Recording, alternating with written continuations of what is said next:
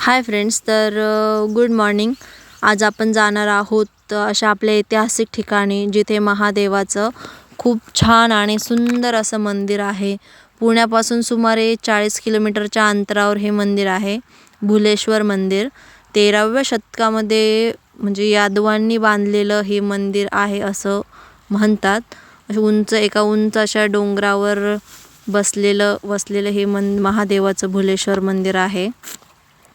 तर मंदिर एकदम शांत आणि थंड, आतमध्ये गेलं तर एकदम थंडगार असं मंदिर आहे। ह्या मंदिरामध्ये अनेक अशा अद्भुत रहस्य वैशिष्ट्य असे दडलेले आहेत त्या मंदिरात।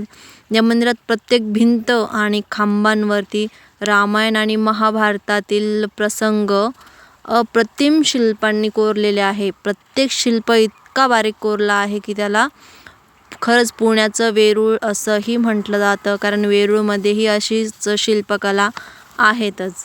या मंदिरात एक दुर्मिळ शिल्प आहे, ते म्हणजे गणपती बाप्पाचं स्त्रीरूप, ज्याला विनायकी किंवा गणेश्वरी असंही म्हणतात। पण या मंदिरात सर्वात मोठं रहस्य असं मानलं जातं की इथं शिवलिंगाखाली नैवेद्य म्हणून पेढे ठेवले जातात आणि काही वेळाने तेच पेढे वर जर काढले तर ते थोडे कमी झालेले दिसतात। तर हे मेन रहस्य आहे या मंदिराचं। तर प्रत्येक भिंत एकदम छान अशा शिल्पांनी भरलेले आहे। या मंदिरामधल्या काही जे शिल्प काढलेले आहेत ते खंडित झाले। तर यामागे पण एक कारण आहे की जेव्हा हे मंदिर बनवलं गेलं तर तेव्हा शिवाजी महाराजांना म्हणजे त्यांच्या मावळ्यांना लपण्यासाठी इथं खूप छान छान असे भुयारं बनवलेले आहे। तर ते पण ह्या मंदिरात आपल्याला बघायला भेटतात। आणि ज्यावेळेस शाहिस्ते खान हा शिवाजी महाराजांना सापडायला ह्या मंदिरात आला होता, तर त्याला तिथं शिवाजी महाराज तर काही भेटले नाही।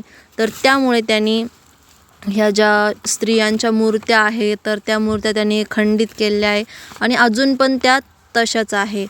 तर असं म्हणजे या उंच डोंगरावरून दिसणारं शांत निसर्गरम्य दृश्य या मंदिराच्या सौंदर्यामध्ये खरंच अजूनच भर पाडतं।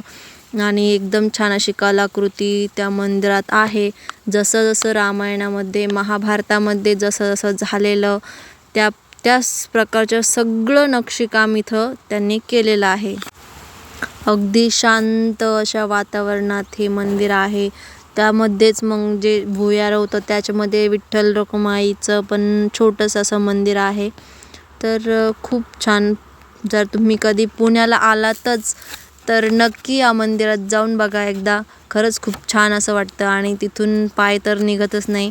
खूप दुर्मिळ झालेल्या अशा आपल्या ऐतिहासिक वस्तू खूप दुर्मिळ आहे आणि त्या पण आपण जपल्याच पाहिजे।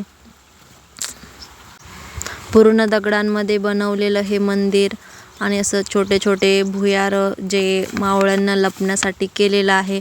अजून एक वैशिष्ट्य असं आहे या मंदिराचं की याची वरची जी डिझाईन आहे तर ती पूर्ण मस्जिदसारखी डिझाईन आहे। तर याच्या मागचंही असं कारण आहे की म्हणजे मुघलांनी मंदिरावर हल्ला करू नये म्हणून असे मंदिरं बनवले जायचे। म्हणजे शिवकलांमध्ये असं एक मंदिर, महादेवाचं मंदिर, जे रायगड किल्ल्यावर सुद्धा असं एक मंदिर आहे त्याचं। तर वरून पण खूप छान अशी डिझाईन केलेली निसर्गरम्य वातावरण आहे या मंदिराचं। भरपूर असे भक्त मंदिरात येतात जातात आणि महाशिवरात्रीला तर खूपच गर्दी असते या मंदिरामध्ये। पूर्ण शांत ठिकाणी हे मंदिर आहे। वरून सगळी मस्जिदसारखी डिझाईन केलेली त्या मंदिराला। आतमध्ये छान ज्योतिर्लिंग आहे आणि आपण प्रवेश केल्यानंतरच म्हणजे याचं नंदीची खूप छान अशी मोठी मूर्ती आहे। तर खूप छान मंदिर आहे। तुम्ही जर गेला तर नक्की एकदा याला व्हिजिट करा, खरंच एकदा बघून या। तर व्हिडिओ कसा वाटला नक्की सांगा आणि कमेंट करा। Bye bye.